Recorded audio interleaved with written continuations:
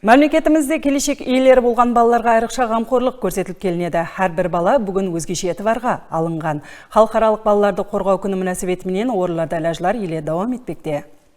1 июнь халықаралық балаларды қорғау күні мұнасабатымен Тақтакөпір районында жаңа Өзбекстанның бақытлы балалары сүрен астында өткерілген іләж кішкене балаларға үлкен қуаныш інәм етіп, жәмиетте перзенттердің камалға келуіне болған жоғары ітібардың және бір әмели көрінісі болды. Іләжға район әкімі қатынасып, мемлекетімізде балалардың құқықтарын қорғау, олардың кәміл инсандар болып камалға келуі жолындағы қамқорлықтарды айрықша атап өтті. Іләж дауымында балалар үшін Тақтакөпір районы әкімдігі тарапынан таярланған байрам сауғалары тапсырылды. Байрам қатынасушысы балажанларымызға һәмде мектеп-пешекемге мектеп білімдендіру бөліміне қарасылы барлық мектеплерде инклюзив тәлімге мұқтаж үй шариатында білім алып отырған балаларға Тақтакөпір районы тұтынушылар құқықтарын қорғау жәмиеті бөлімі тарапынан сауғалар тапсырылды.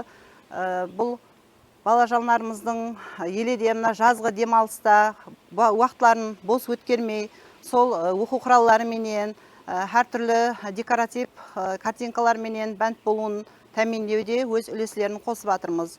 Іләж районлық мәдениет бөлімі, көркемөнер қызметкерлері һәм мектепке шекемге білімдендіруші өлкемдері тәрбиеланушыларының концерт бағдарламасы менен зауықлы давам етті.